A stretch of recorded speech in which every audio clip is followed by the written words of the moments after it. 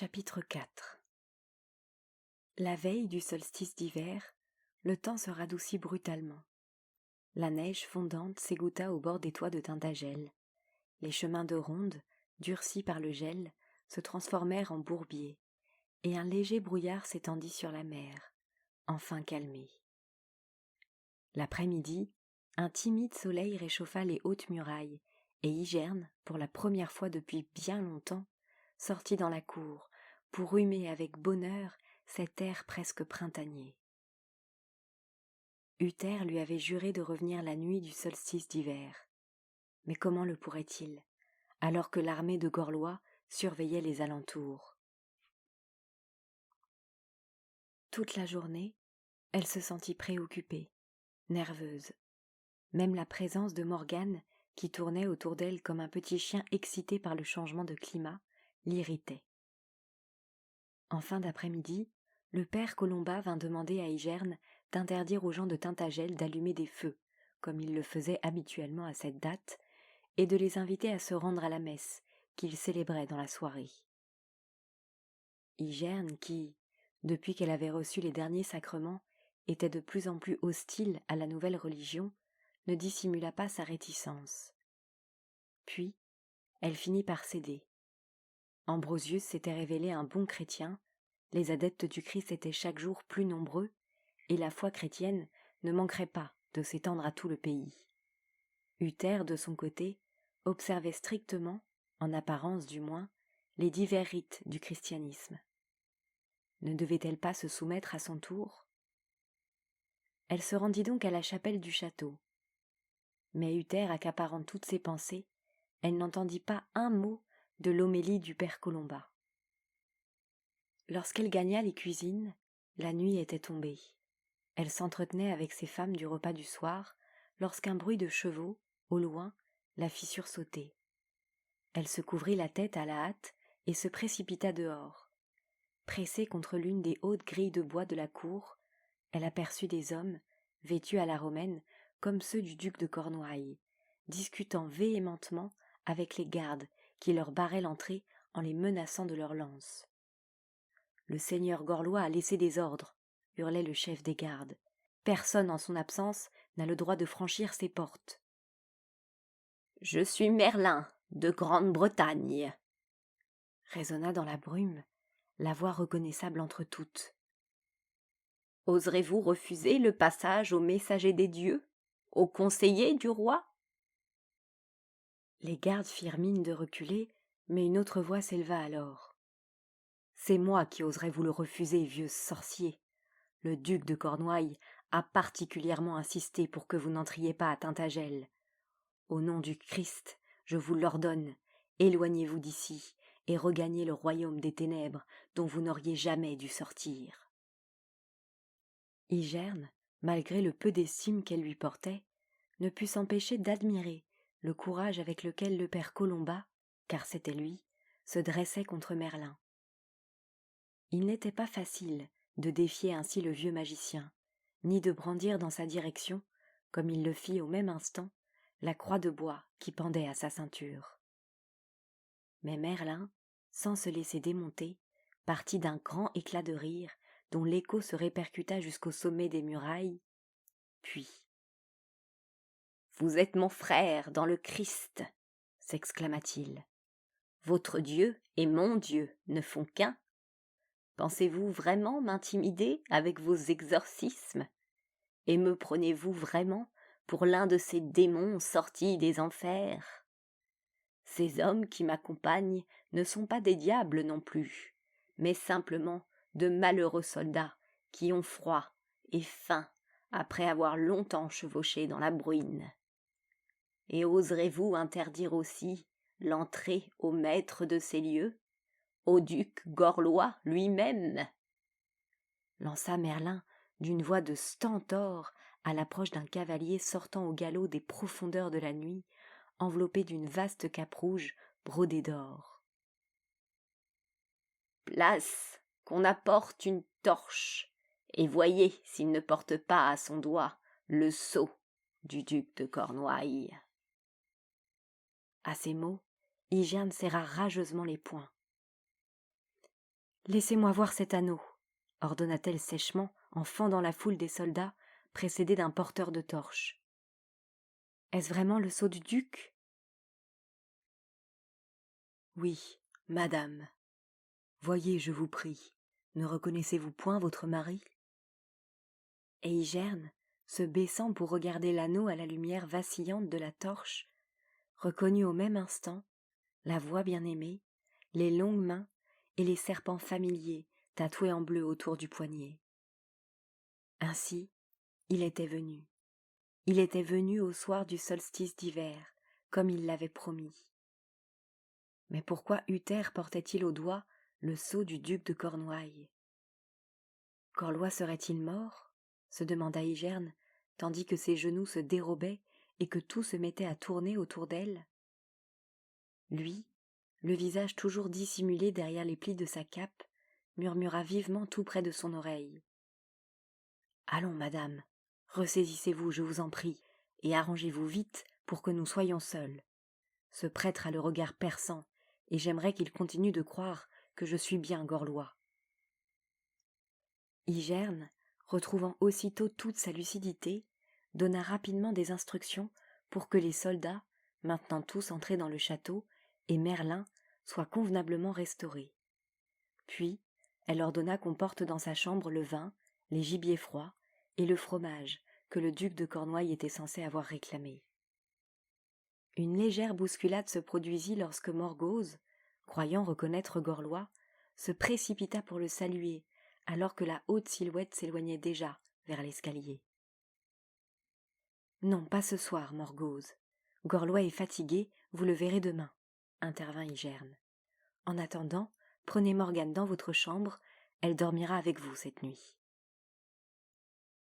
Après avoir échangé un coup d'œil complice avec Merlin, dont les enchantements n'étaient certainement pas étrangers au fait que tout le monde croyait voir Gorlois là où était Uther, et laissant les soldats à leur souper, elle gagna sa chambre, le cœur battant. Une fois dans la pièce, elle tira le verrou et se tint le dos appuyé contre la porte, bouleversée, stupéfaite, incrédule. Uther était bien là, devant elle, ses cheveux et sa barbe encore humides, une lueur amusée dans ses yeux clairs, les bras tendus vers elle. « Ne vous avais-je pas promis de revenir au solstice d'hiver ? Me voici. »« Oui, c'est bien vous, mon roi, Uther, » balbutia la jeune femme éperdue. « Mais avant tout, expliquez-moi, comment vous êtes-vous procuré l'anneau de Gorlois ?» Le visage d'Uther se durcit brusquement, et il répondit d'un ton sévère qu'elle ne lui connaissait pas. « Je le lui ai arraché au cours de la bataille. Comprenez-moi bien, Igerne, je viens ici en maître absolu, et non comme un voleur profitant de la nuit.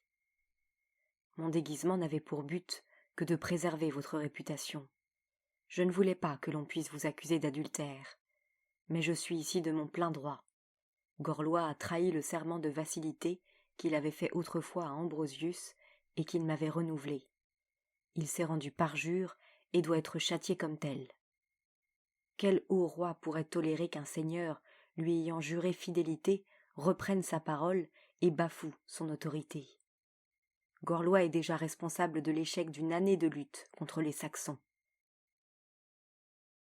Lorsqu'il a quitté Londinium avec ses hommes, je n'ai pu tenir seul contre eux, et j'ai dû me replier en abandonnant la ville au pillage, laissant massacrer ses habitants que j'avais juré de défendre. Uther resta quelques instants silencieux, une expression de profonde amertume sur son visage fatigué. Puis il poursuit. Lot, lui, c'est autre chose. Il a refusé de me prêter serment, et je réglerai bientôt cette affaire avec lui. Ou il acceptera de combattre à mes côtés, ou je lui retirerai son trône. Mais il n'est ni traître, ni parjure. Gorlois m'avait donné sa parole, et il m'a trompé. Par sa faute, l'unité de nos peuples qu'Ambrosius avait passé sa vie à élaborer est compromise. Voilà pourquoi je viens lui reprendre Tintagel. Bientôt, je lui ôterai aussi la vie. Les traits de son visage marquaient une résolution, et une volonté si indomptable qu'Igerne d'abord hésita à l'interrompre. Elle s'y risqua enfin. « Ainsi, voulez-vous lui prendre aussi sa femme, en signe de victoire et de plein droit, au même titre que vous reprenez Tintagel ?»« Oui, Igerne, car je sais vers lequel de nous deux penche votre cœur.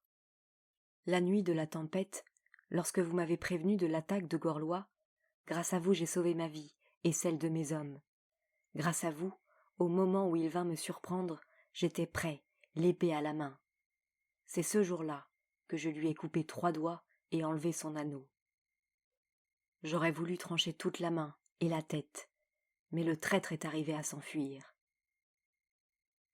Oui, elle avait fait son choix, et si Tintagel appartenait désormais au haut roi, elle lui appartenait aussi, corps et âme, de son plein gré, pour le temps de la vie comme pour celui de la mort.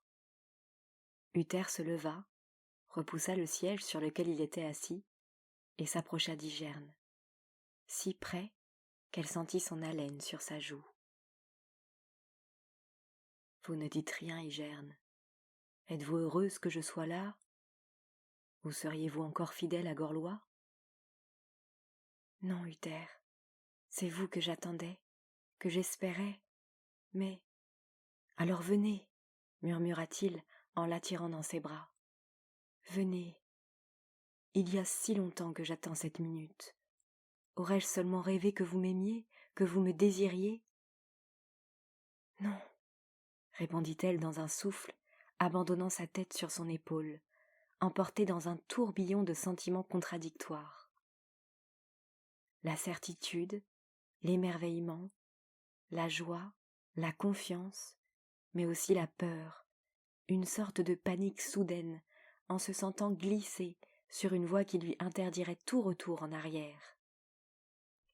Car désormais, elle le savait, elle appartiendrait tout entière à ses mains solides qui venaient d'enserrer sa taille, à ce regard qui se perdait dans le sien après avoir pris possession de tout son corps. Comme vous êtes mince et fragile, comme vous êtes jeune aussi.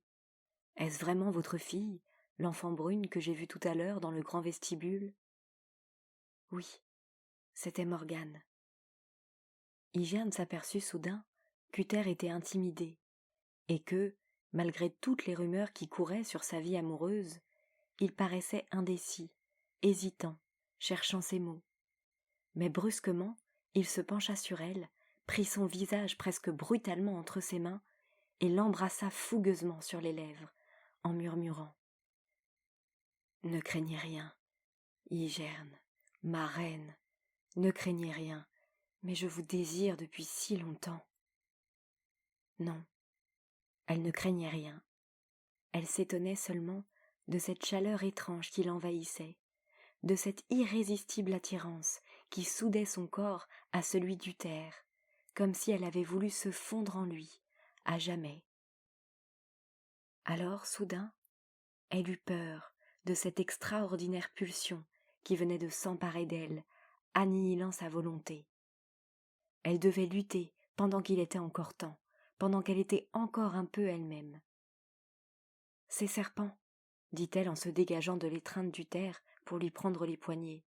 « Je les ai vus en rêve, et j'ai cru alors qu'ils n'existaient que dans mon rêve. Ces 2 serpents ont été tatoués dans ma chair le jour où j'ai été sacré roi des tribus, sur l'île du dragon. Moi aussi j'ai rêvé d'eux bien avant de les porter. Dans mes songes, vous aviez vous aussi autour des bras des reptiles semblables à ceux-ci, mais ils étaient en or. » Comme Uther riait et dessinait d'un doigt léger, autour des poignets d'Igerne, de mystérieuses arabesques, les évoquant, enroulés sur eux-mêmes, elle frissonna, en comprenant que ce qu'elle avait considéré jusqu'ici comme un songe était en réalité une vision venue du pays de la vérité. Oui, dans ce rêve, continua Uther, le regard perdu dans le lointain, nous étions debout côte à côte, au milieu d'une grande plaine, au centre d'un cercle de pierres. Dites-moi, Igerne, dites-moi, lorsque 2 êtres partagent le même songe, cela a-t-il une signification? Cela veut dire, Uther, que nous sommes destinés l'un à l'autre.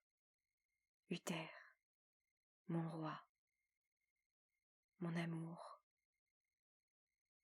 Hygerne, ma reine, mon amour, le temps des rêves est passé maintenant. Alors, il se rapprocha d'elle, commença à enlever une à une les épingles qui retenaient ses cheveux, tout en caressant la peau blanche de son cou, à travers les boucles aux reflets de feu qui s'écroulaient doucement sur le col bordé de sa robe. Hygerne, Hygerne, est-ce donc cela l'amour, Hygerne? Ai-je enfin trouvé l'amour? Balbutia-t-il en lui baisant longuement les lèvres, longuement, comme pour apaiser une soif très ancienne. Enfin, il la souleva dans ses bras et la porta sur le lit. Comme il était fort, comme elle se sentait bien avec lui, qu'elle aimait cette douce chaleur qui, une fois encore, montait en elle, comme les flots montent à l'assaut des plages un jour de grande marée. Curieusement, Uther, jusque-là brûlant de désir, se trouva un instant désemparé au spectacle d'Hygerne, alangui sur les fourrures, les yeux fermés, abandonné. Jamais il n'avait ressenti pareille émotion devant une femme, si totalement offerte à lui. Bouleversé au plus profond de son être, il tomba à genoux auprès d'elle. « Hygerne, chuchota-t-il, je voudrais vous dire ce que je n'ai jamais dit à personne. Depuis le jour où nous nous sommes rencontrés pour la première fois à Londinium, vous souvenez-vous, mon regard n'a pas seulement été attiré par celle qui resplendissait dans toute l'assistance. Mon cœur, en vous voyant, s'est arrêté de battre. J'ai eu le sentiment de vous connaître depuis toujours, peut-être même depuis le commencement du monde. Hygerne, comprenez-vous cela? Oui, moi aussi j'ai ressenti cette impression, à l'instant même où vous vous êtes agenouillé auprès de moi dans l'église, répondit Hygerne sans ouvrir les yeux. Viviane m'a expliqué que tous nous avions des réminiscences de nos vies antérieures, mais peu y prêtent attention. Sans doute avons-nous vécu déjà plusieurs existences avant celle-ci, une vie où nous étions proches l'un de l'autre. Aussi les dieux ont-ils sans doute voulu que nous nous retrouvions pour nous aimer encore une fois, mon amour, mon roi, mon seigneur. Hygerne, mon amour, ne m'appelez plus jamais ainsi, la réprimanda tendrement Uther en écrasant sa bouche d'un baiser passionné et en tendant la main vers sa gorge pour délacer sa robe. Mais sentant sa brusque réticence et voyant des larmes couler sur ses joues, il dit doucement en lui embrassant le cou et les épaules. « N'ayez crainte, ma bien-aimée. Vous a-t-on tellement fait violence dans le passé pour que vous redoutiez ainsi l'amour que je vous offre ce soir? Dieu m'est témoin que vous n'avez rien à craindre de moi, Hygerne, hormis ce regret que vous ayez été la femme d'un autre avant d'être la mienne. Jamais je ne vous ferai de mal. Vous êtes mon amour, ma femme, ma reine, et je vous jure, sur ce que j'ai de plus sacré au monde, que vous le resterez toute ma vie.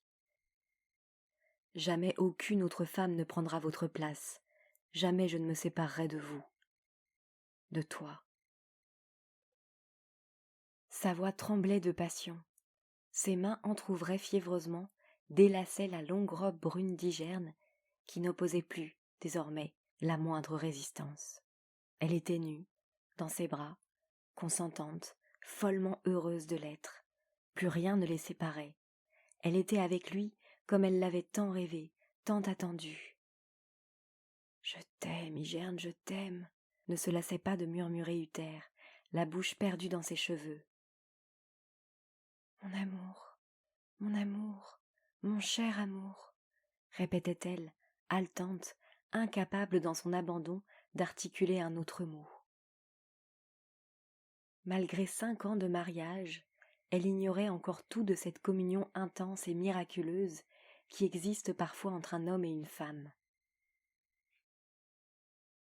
Ensemble, ils n'étaient plus qu'un, corps et âme parfaitement unis, se laissant submerger par une joie immense qui déferlait en eux.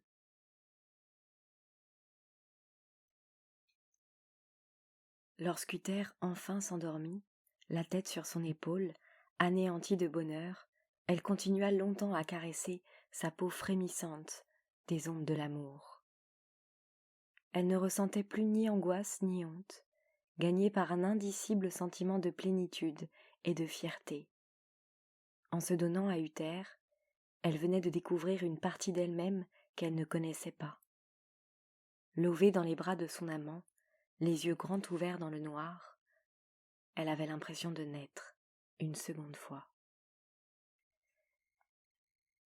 L'obscurité était encore profonde lorsque des hurlements accompagnés de piétinements semblant venir de la cour la firent sursauter. D'un bond hors du lit, elle se vêtit en hâte et ramena sommairement d'une main tremblante ses longs cheveux sur le côté.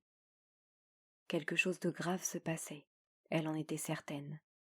Il fallait descendre sur-le-champ, même mal coiffée, même pieds nus.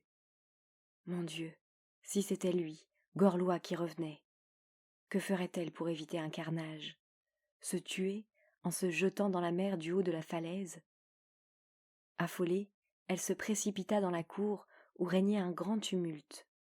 Des cris fusaient de toutes parts, dominés par les injonctions du chef des gardes. « Place! Place! Laissez-nous passer et apporter des torches! Place! Place!